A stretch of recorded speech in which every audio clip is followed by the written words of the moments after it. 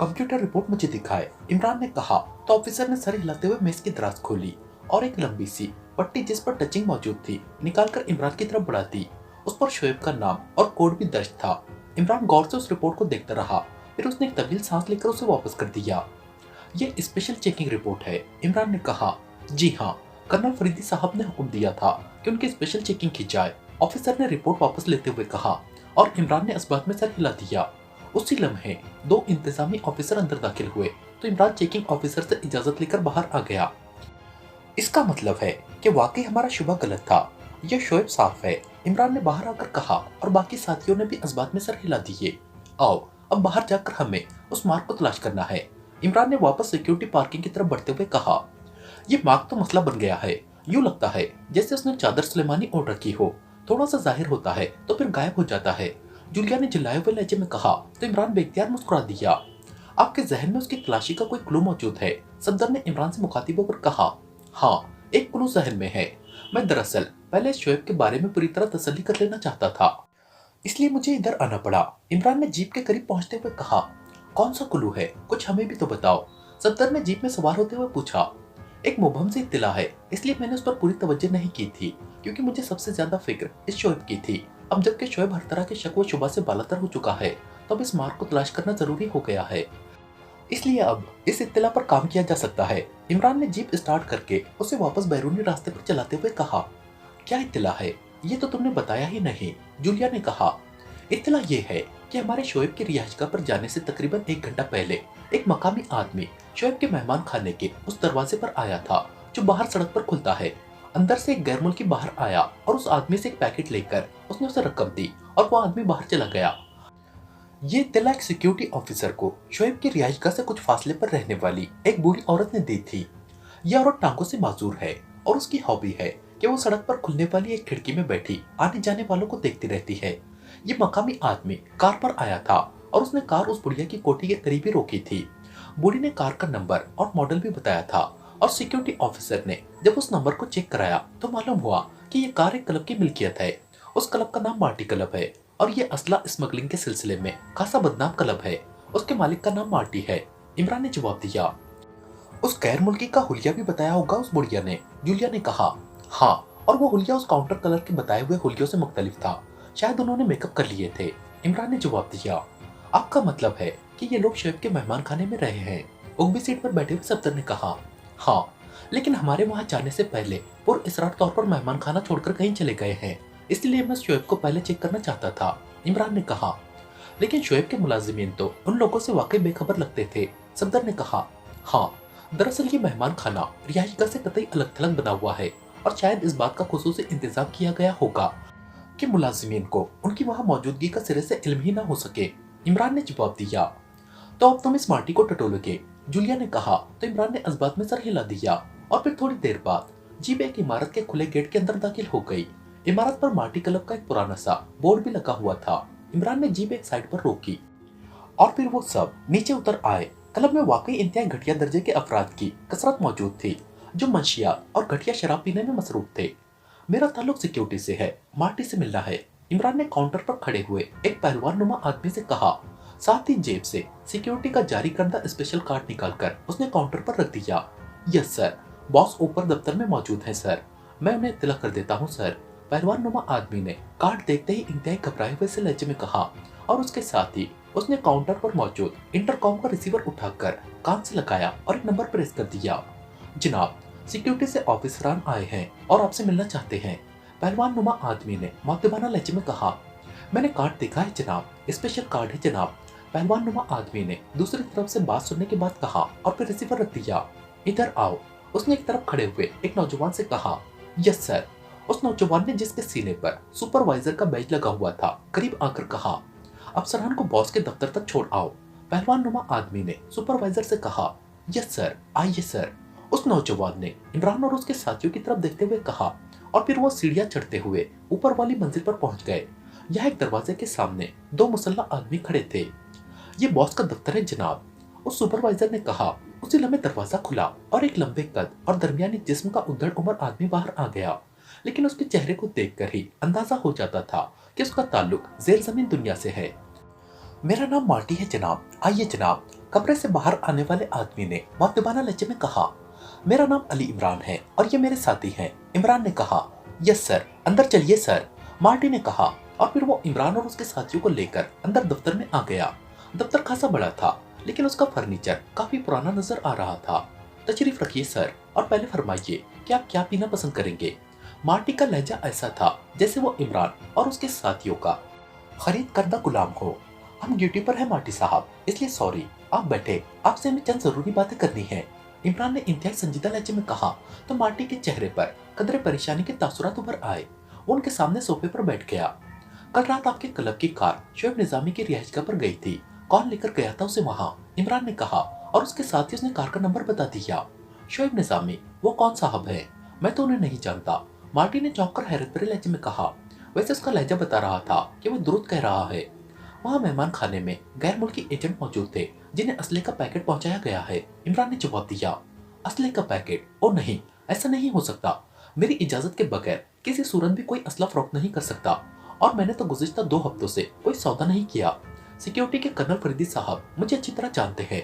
उन्होंने मुझे खास तौर पर यह हुक्म दिया था कि जब तक कॉन्फ्रेंस खत्म न हो जाए मैं किसी को एक पिस्तौल तक फरोख्त न करूं, और मैंने उनसे वादा कर लिया है।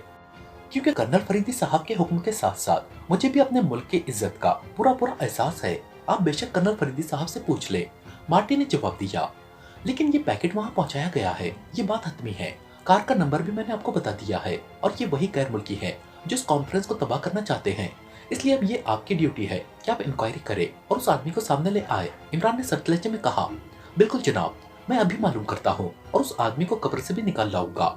मार्टी ने कहा और सोफे से उठकर मेज की तरफ बढ़ गया। उसने रिसीवर उठाया और नंबर डायल करने शुरू कर दिए। रॉजर, कार नंबर 3 कल किसके पास थी? मार्टी ने राब्ता कायम होते ही तल्ख लहजे में पूछा।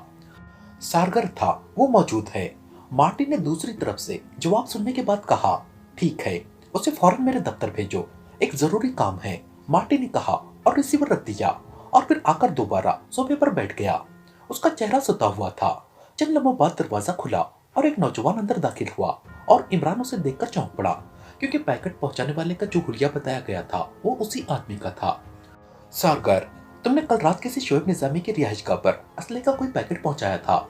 मार्टी ने आने वाले आदमी से मुखातिब होकर कहा, यस सर। सारगर ने जवाब दिया तो मार्टी बेख्तियार उछल पड़ा। किसके हुक्म पर? मुझसे इजाजत क्यों नहीं ले गई? मार्टी ने गुस्से की शिद्दत से चीखते हुए कहा, रॉजर साहब ने दिया था पैकेट जनाब, मुझे तो मालूम नहीं। सारगर ने सहमे हुए लहजे में कहा तो मार्टी तेजी से मुड़ा और उसने एक बार फिर इंटरकॉम का रिसीवर उठा लिया। रॉजर, मेरे दफ्तर में आओ फौरन। मार्टी ने तेज और तहकुमाना लहजे में कहा, और रिसीवर रखकर वो मुड़ा और खामोशी से सोफे पर बैठ गया। उसने सारगर को बैठने के लिए न कहा था, इसलिए वो खामोश खड़ा था। मार्टी के चेहरे पर शदीद तशवीश के तासुरात नुमाया थे। चंद लम्हों बाद दरवाजा खुला और एक लंबे कद और भारी जिस्म का आदमी अंदर दाखिल हुआ। उसने एक नजर इमरान और उसके साथियों की तरफ डाली और फिर मार्टी की तरफ मुतवज्जे हो गया। Yes sir. आने वाले का लहजा मुअद्दिबाना था। तुमने सारगर के हाथ असले का कोई पैकेट भिजवाया था रॉजर? मार्टी ने होंठ भींचते हुए इंतहाई सख्त लहजे में कहा। जी हाँ, रॉजर ने जवाब दिया। किसके कहने पर भिजवाया था, जबकि मैंने हुक्म दे रखा था कि मेरी इजाजत के बगैर कोई असला फरोख्त नहीं किया जाएगा? मार्टी ने यकलक पाट खाने वाले लहजे में कहा। लेकिन सर, ये पैकेट तो मुझे स्टोर इंचार्ज लॉफ्टर ने भिजवाया था, और उसने कहा था कि आपकी इजाजत से भेजा जा रहा है, कोई खुसूसी पार्टी है। रॉजर ने जवाब दिया। उस पैकेट में क्या था? अचानक इमरान ने रॉजर से मुखातिब होकर पूछा। मुझे तो मालूम नहीं जनाब, पैकेट मिलते ही मैंने उसे वैसे ही सारगर को दे दिया। रॉजर ने जवाब दिया। मार्टी एक बार फिर उठा और फोन की तरफ बढ़ गया। उसने रिसीवर उठाया और तेजी से नंबर डायल करने शुरू कर दिए। लॉफ्टर से बात कराओ, मार्टी ने तेज लहजे में कहा, और दूसरी तरफ से बात सुनकर वो बेख्तियार उछल पड़ा। क्या कह रहे हो? कब हुआ ये वाकया? मार्टी ने हैरत से चीखते हुए कहा। ओ, तो फिर? मार्टी ने दूसरी तरफ से बात सुनने के बाद होंठ चबाते हुए कहा, ठीक है, ऐसा ही करो, ओके। मार्टी ने तेज लहजे में कहा और रिसीवर रखकर वो इमरान की तरफ मुड़ा। लॉफ्टर को अब से निस्फ घंटा पहले किसी ने गोली मारकर हलाक कर दिया है। उसकी लाश मेरे असला के स्टोर से कुछ फासले पर वाक़ बाग से मिली है। मुझे बताया गया है कि उसे एक फोन मिला और वो उठकर बाहर चला गया, और फिर उसकी लाश की इत्तला मिली। मार्टी ने आकर कहा, आप ये मालूम करें कि लॉफ्टर ने उस पैकेट में क्या भिजवाया था? इमरान ने कहा, जी अच्छा। मार्टी ने एक बार फिर उठते हुए कहा, आपके फोन में लाउडर नहीं है? इमरान ने कहा, लाउडर? हाँ है।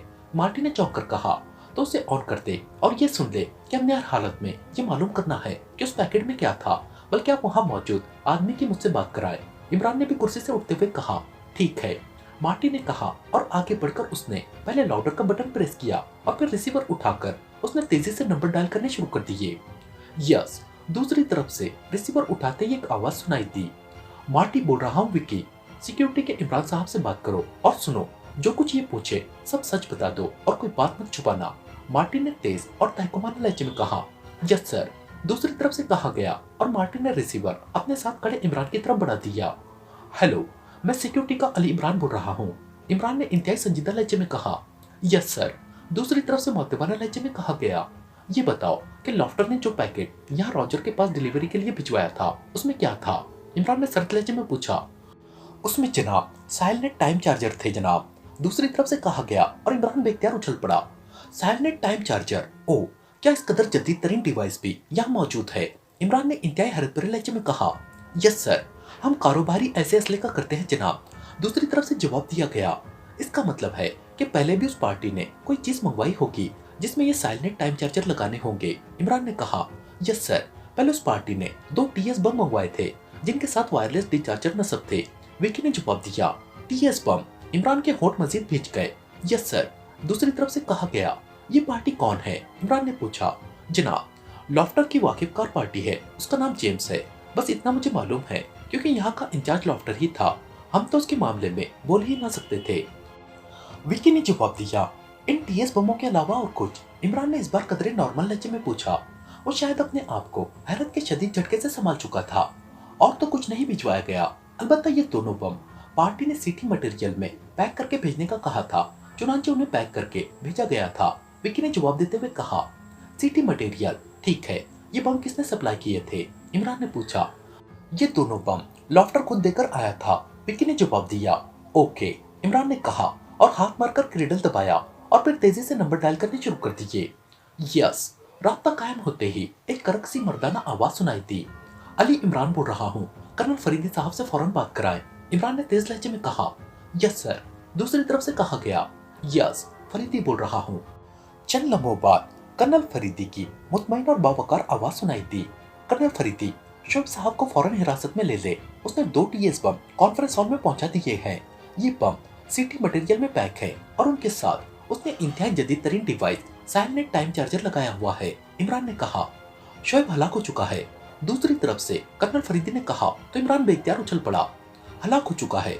कब और कैसे? इमरान ने हैरान होकर पूछा। अब से आधा घंटा पहले उसे हार्ट अटैक हुआ, फिर इससे पहले कि उसे तिब्बी इमदाद मिलती वो खत्म हो गया।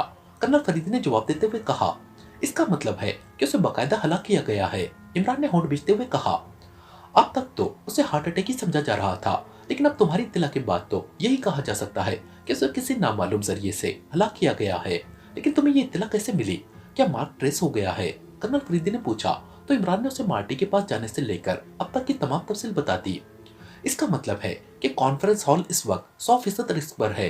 न जाने शोएब ने ये दोनों टीएस बम कहाँ रखे हैं।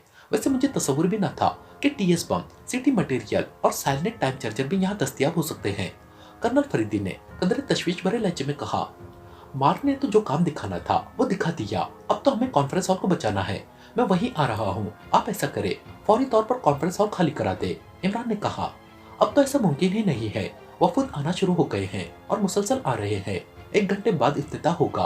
कर्नल फरीदी ने कहा, नहीं कर्नल साहब, आप फौरी तौर पर ये कॉन्फ्रेंस मुलतवी करा दे, वरना हो सकता है कि सब कुछ ही खत्म हो जाए। इमरान ने कहा, मैंने बताया है कि ऐसा मुमकिन ही नहीं है और फिर ये हमारी शिकस्त का ऐलान है। तुम फिक्र मत करो, मैं उन्हें ट्रेस कर लूंगा। दूसरी तरफ से कर्नल फरीदी ने सख्त लहजे में कहा और उसके साथ ही राब्ता खत्म हो गया। कर्नल साहब अनापरस्ती के चक्कर में फंस गए हैं, वेरी बैड। इमरान ने रिसीवर रखते हुए कहा, इमरान साहब, ये सब कुछ मेरे आदमियों की वजह से हुआ है, आप मुझे बताएं, इसका कोई हल हो सकता है तो मैं अपनी जान देकर भी इस साजिश को खत्म करने के लिए तैयार हूँ। मार्टी ने कहा, अपने आदमियों से पता करे क्या उनके पास सार्डनेम सेक्शन चेकिंग मशीन मौजूद है। इमरान ने मार्टी से कहा और मार्टी तेजी से मुड़ा और उसने रिसीवर उठाया और नंबर डायल करने शुरू कर दिए। यस। दूसरी तरफ से विकी की आवाज सुनाई दी। विकी, स्टोर में सार्डनेम सेक्शन चेकिंग मशीन मौजूद है? मार्टी ने तेज लहजे में पूछा। यस सर, मौजूद है। दूसरी तरफ से कहा गया, फौरन ये मंगवाओ, अभी और इसी वक्त। इमरान ने तेज लहजे में कहा। इसे फौरन मेरे दफ्तर भिजवाओ, अभी और इसी वक्त, बगैर कोई वक्त ज़ाय किए। मार्टी ने हलक के बल चीखते हुए कहा, यस सर। दूसरी तरफ से कहा गया और मार्टी ने रिसीवर रख दिया। कैसे ये बम चेक हो जाएंगे? सफदर ने पहली बार इमरान से बात करते हुए कहा। हाँ, लेकिन अगर उसके वहां पहुंचने से पहले फायर ना हो गए तो? इमरान ने होंठ चबाते हुए कहा। काश ये मार हाथ लग जाता किसी तरह, सफदर ने कहा। उसकी बात छोड़ो, इस वक्त एक एक लम्हा कीमती है। न जाने इन बमों पर फायरिंग का कौन सा वक्त लगाया गया है, और अगर ये फायर हो गए तो यकीन करो, ये न सिर्फ पूरे आलम इस्लाम के लिए अलमिया होगा, बल्कि कर्नल फरीदी और मेरे, हम दोनों के लिए डूब मरने का मकाम होगा। इमरान ने इंतहाई संजीदा लहजे में कहा। उसका चेहरा सुता हुआ था। वो शायद इस कदर परेशान पहले कभी ना हुआ था जितना इस वक्त दिखाई दे रहा था। रॉजर और सार्कर को वापस भिजवा दूं? मार्टी ने चंद लम्हों की खामोशी के बाद पूछा, और इमरान ने मुंह से जवाब देने की बजाय असबात में सर हिला दिया, और वो दोनों खामोशी से कमरे से निकल गए। कमरे में इस वक्त ऐसा सुकून तारी था कि हर शख्स अपने अपने दिल की धड़कन तक सुन रहा था। तकरीबन 15 मिनट बाद दरवाजे पर दस्तक की आवाज सुनाई दी, और वो सब इस तरह उछले जैसे दस्तक की बजाय कोई बम पट पड़ा हो। यस, कम इन, मार्टी ने चीख कर कहा तो दरवाजा खुला और एक आदमी अंदर दाखिल हुआ। उसके हाथ में एक पैकेट था। मैं खुद आ गया हूँ जनाब, ये लीजिए, आने वाले ने कहा तो इमरान समझ गया कि ये विक्की है। उसने जल्दी से उसके हाथ से पैकेट लिया और उसे खोलकर देखा। आओ, हमें फौरन कॉन्फ्रेंस हॉल पहुंचना है, इमरान ने कहा, और बिजली की सी तेजी से बैरूनी दरवाजे की तरफ बढ़ गया।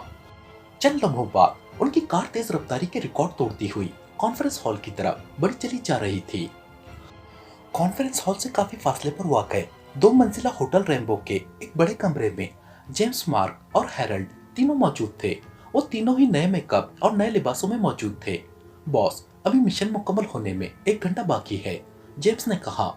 फिक्रमंद होने की जरूरत नहीं है, हमारा मिशन हर सूरत और हर कीमत पर कामयाब होगा, मार्क ने बड़े मुतमईन लहजे में कहा।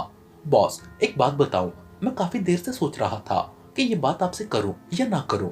चंद लम्हे खामोश रहने के बाद जेम्स ने कहा तो मार्क बेख्तियार मुस्कुरा दिया। खुलकर बात करो, मार्क ने कहा। बॉस, अगर कर्नल फरीदी ने किसी शुबे की सूरत में शोएब को गिरफ्तार कर लिया और उस पर तशद्दुद किया तो उसने सब कुछ बता देना है। ये शख्स मजबूत आसाब को मालिक नहीं लग रहा मुझे, जेम्स ने कहा। वो अब से निस्फ घंटा पहले हार्ट अटैक में हलाक हो चुका है, मार्क ने कहा। आपको कैसे मालूम हुआ? हम भी तो आपके साथ है, आपको अब तक ऐसी कोई इत्तला भी नहीं मिली, जेम्स ने इंतहाई हैरत भरे लहजे में कहा। अगर रॉल्फ ग्रुप और दहशतगर्दों के तमाम ग्रुपों में ये बात जरूर मिसल बन चुकी है कि मैं कभी अपने मिशन में नाकाम नहीं हो सकता, तो उसकी वजह है, और वो ये कि मैं मिशन की तकमील के लिए जो भी प्लान बनाता हूँ उसमें किसी किस्म की कोई गुंजाइश बाकी नहीं छोड़ता। मुझे मालूम था कि शोएब इंतहाई कमजोर आसाब का आदमी है, मगर मजबूरी ये थी कि हमारे पास अब वक्त नहीं रहा था कि हम शोएब को छोड़कर किसी और को आलाकार बनाते, इसलिए मजबूरन उसकी खिदमत हासिल करना पड़ी। लेकिन मेरे जहन में ये बात मौजूद थी कि अगर उस पर जरा भी कर्नल फरीदी या किसी सिक्योरिटी वाले को शक पड़ गया तो ये 2 थप्पड़ों पर ही बोल पड़ेगा। इसलिए मैंने उसका बंदोबस्त इस तरह किया कि काम मुकम्मल हो जाने के बाद शोएब खुद ब खुद हलाक हो जाए। तुम्हें मालूम है कि मैं हर वक्त मुख्तलिफ किस्म के इंतहाई खतरनाक जहर अपने पास रखता हूँ। चुनांचे मैंने उसके लिए सोलो कॉमन जहर का इंतखाब किया। इस जहर की खासियत है कि ये जिस्म में इंजेक्ट हो जाने के 2.5-3 घंटों बाद असर करता है। चुनांचे जहर से बुझी हुई सुई मैंने अपने साथ ही रखी। सुबह जब शोएब को मैंने बम दिए तो उससे अलविदाई मुसाफा करते हुए मैंने उस सुई की नोक उसके जिस्म में उतार दी। तुम्हें याद होगा कि उसने मुसाफे के बाद इस तरह हाथ को देखा था जैसे उसे तकलीफ हुई हो, लेकिन जाहिर है उसे इस बारे में इल्म ना हो सकता था। ये जहर अचानक हमला करता है और आदमी हर सूरत में मर जाता है। मौत के वक्त बज़ाहिर यूं लगता है कि जैसे उस जहर से मरने वाले आदमी को हार्ट अटैक हुआ है और वो मर गया है। अब ये तो पोस्टमार्टम से मालूम होगा कि वो हार्ट अटैक से नहीं बल्कि सोलो कॉमन जहर से हलाक हुआ है, लेकिन उससे हमें कोई फर्क नहीं पड़ता। जो काम उसने करना था वो हो चुका होगा। बम अपने ठिकाने पर पहुंच चुके हैं और शोएब हलाक हो चुका है, मार्क ने मुस्कुराते हुए जवाब दिया। तो जेम्स और हैरल्ड दोनों के चेहरों पर मार्क के लिए इंतहाई तहसीन आमेज तासुरात फैल गए। आप वाकई ग्रेट हैं बॉस, जो कुछ आप सोचते हैं और जिस अंदाज में हर इम्कानी पहलू को पेश नजर रखते हैं, ये आपका ही काम है, जेम्स ने कहा और मार्क मुस्कुरा दिया। अब एक और बात सुनो, तुम्हारा दोस्त लॉफ्टर जिससे तुमने टीएस बम हासिल किए थे और जिससे मैंने तुम्हारा नाम लेकर साइलेंट टाइम चार्जर हासिल किए थे, वो भी यकीनन अब तक मर चुका होगा, मार्क ने कहा। तो जेम्स बेख्तियार उछलकर खड़ा हो गया। लॉफ्टर मर चुका होगा? किस तरह बॉस? क्या आपने उसके साथ भी यही तरकीब इस्तेमाल की थी? जेम्स ने इंतहाई हैरत भरे लहजे में कहा। नहीं, उसके लिए मुझे पेशावर कातिल की खिदमत हासिल करनी पड़ी है। ये काम डिक्सन ने किया है, मैंने उसे फोन कर दिया था। मार्क ने जवाब दिया, ओ, लेकिन उसकी वजह। जेम्स ने होठ चबाते हुए कहा, जो आदमी साइलेंट टाइम चार्जर लेकर आया था, मैंने उससे तफसीली पूछगछ की थी। उसने बताया था कि वो मार्टी क्लब के मालिक मार्टी का मुलाजिम है और मार्टी के सिक्योरिटी के आला हुकाम से इंतहाई ताल्लुकात है। उस पर मैंने सोचा कि कहीं ऐसा ना हो कि ये लोग मार्टी का सुराग लगा ले और उसके बाद वो आसानी से मालूमात हासिल कर सकते हैं कि हमें क्या माल सप्लाई किया गया है। उस आदमी ने बताया था कि मार्टी सिर्फ बड़े बड़े सौदे करता है, ये छोटे छोटे काम लॉफ्टर खुद सर अंजाम देता है। इसलिए मैं समझ गया था कि बमों और साइलेंट टाइम चार्जर के बारे में सिर्फ लॉफ्टर को इस तफसील का इल्म होगा। ऐसा भी हो सकता था कि ये लोग मार्टी तक पहुंचते और उसके जरिए लॉफ्टर तक, और फिर ये लॉफ्टर उन्हें बता देता कि उसने टीएस बम सिटी मटेरियल में पैक करके दिए हैं और साइलेंट टाइम चार्जर दिए हैं। तो इस तरह मामला खराब हो सकता है। गोस मशीन के अंदर पहुंच जाने के बाद उस वक्त तक ये बम चेक नहीं हो सकते जब तक ये मशीन ऑफ न कर दी जाए। लेकिन फिर भी उनके बारे में तफसील मालूम हो जाने के बाद हमारे मिशन को भी नुकसान पहुंच सकता था। इसलिए मैंने लॉफ्टर को भी खत्म कर दिया ताकि हम तक पहुंचने का ये इम्कानी रास्ता भी खत्म हो जाए। अब हम मुकम्मल तौर पर महफूज हैं और ठीक 12 बजे बम फायर हो जाएंगे और मार्क का एक और मिशन मुकम्मल हो जाएगा। मार्क ने बड़े फाकराना लहजे में कहा, आपका जहर वाकई इंतहाई हैरत अंगेज तौर पर काम करता है बॉस। जेम्स ने एक तवील सांस लेते हुए कहा,